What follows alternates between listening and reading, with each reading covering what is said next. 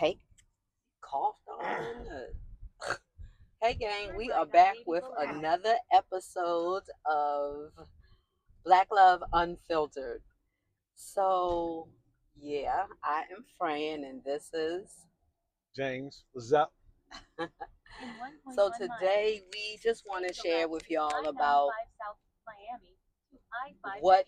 how did we know that, and again, this is not for kids, so if you're under the age of 18, please do not listen to this. But we're going to discuss today very quickly how we knew our love was real. So let me share with you guys why you should listen. We've been married legally for 24 years. December 25th, December 17th will be legally 25 years. However, we were married August 22nd, 1999. That is the day that we met. That's when the stars aligned, the moon and everything collided and said, this is the match made in heaven. You guys are soulmates.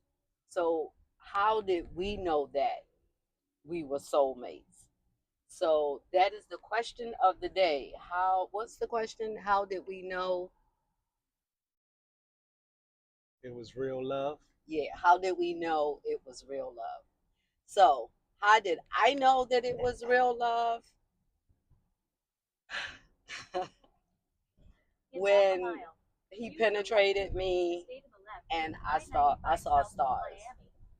Because prior to me meeting him, prior to us having sex, I did not like him. It wasn't that I didn't like him, he just wasn't my type because I actually didn't know what my type was at the age of 35. Yes, ladies, I was 34 or 35 years old, still not knowing what my type was. I was just having fun. I was just being single and having fun. So, anyway, when I met him, he asked me, did I believe in love at first sight? Correct? Yes, sure did. Okay. And of course, ladies, come on. Is that not a cornball move right there? Somebody trying to get in your panties? So that's how I was thinking. But what did you mean, James, by do I believe in love at first sight? Because first thing you see is the physical. So when you see the physical, if you like the physical, then that is the first check box. And then you got to know whether or not the beauty that you've seen on the outside is also on the inside. So my initial response was when I looked at you that you were beautiful. And so I was like, okay, she checked that box. Now I got to see if she's beautiful on the inside as well. But I already knew it was love at first sight because of the beauty. Just touch my heart. So, anywho, when he said that, I thought that was a cornball move. So I was like, you know what, yo, we about to take this big to the bank. We about to take him for all of his coins. Okay. But what she didn't know is chivalry wasn't dead. What you She mean by thought that? cornball, holding hands, she didn't understand none of that because it was the type of guy she was dealing with.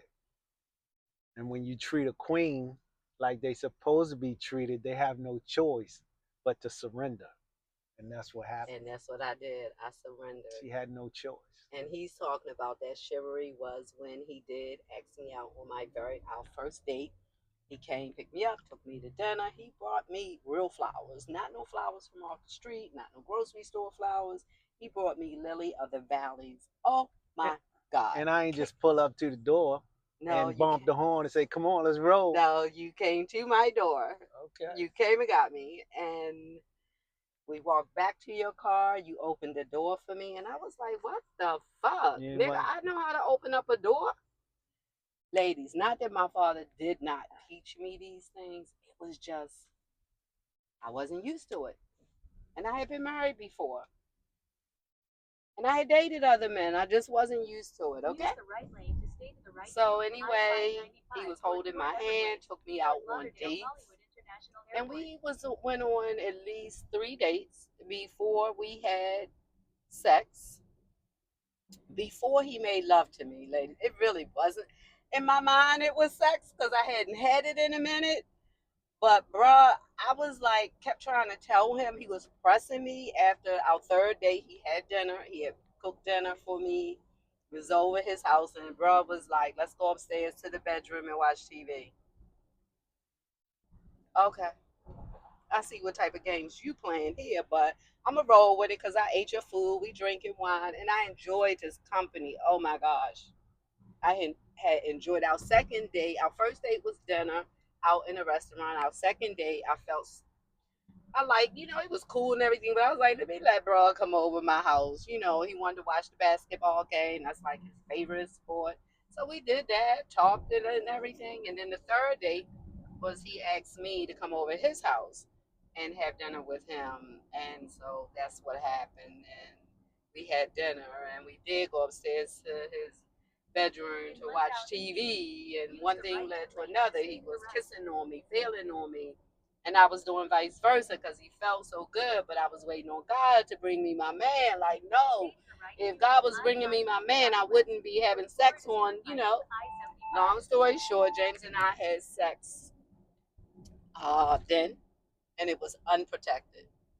My God, after we got married, and we had to do for the insurance company, what was it? An AIDS test. An AIDS test. My God, I was like, oh my God, thank you, Jesus. It was a little late, but it was a little late. But you did anyway, it. that's how I knew that was real love for me because after we had sex, I saw fireworks, yo. I had never been made love to like that ever, ever, and it was so freaking good. I was like, bruh, let's do this again. He was like, no, because I was upset. I didn't get upset. It was just like I was ready to go. Like I came, got what I had to get, like ate food, had a blast for orgasm. Like it's time to roll the fuck out. And he was like, don't leave. I said, well, let me see for myself if this is real or not. Let's have sex again. And he was like, I don't want to touch you. And I was like, well, if you don't touch me, I'm leaving. We had sex again unprotected. I saw fireworks again. I was like in love. I had to leave, go pick up my son. We had stayed on the phone the whole time when I left his house, and we have been together every night, other than him being deployed. How do you say the word? Deployed. Mm-hmm. Other than that, we have been together every night ever since then. So that's how I knew it was real love for me. What about you, husband? Well, you mentioned deployed, so I was deployed, and before went, I had to get things in order to make sure everything was straight. I talked about this a little bit in the first video, so if you haven't seen it, go check it out. But I trusted Fran enough that I decided I was going to ask her to handle my business while I was gone. And this was ultimately the true test of love for me, because if I could trust her with my finances, I could trust her with anything. And she knocked it out the park, hit a home run. And when I came back from my deployment, the first time I had a little break, came back, and I didn't realize that she picked me up at the airport, but she came into the airport. We came out together, and I didn't realize that she had a limo waiting. I walked right past the limo. I didn't know it was for me. But those little things were very special because no one ever did that for me. I picked him up in a limo from the airport. Yes, and had all kind of goodies for me in the limo. Me, and flowers, it was a beautiful, petals. beautiful experience. And so, yes, we did do it in the limo. Yay, yay! Okay, I didn't get that limo Yay, just yay! for. Okay. No doubt, but it was a beautiful experience, and I knew at that time that she was my queen, and there was nothing gonna stop us. I love it.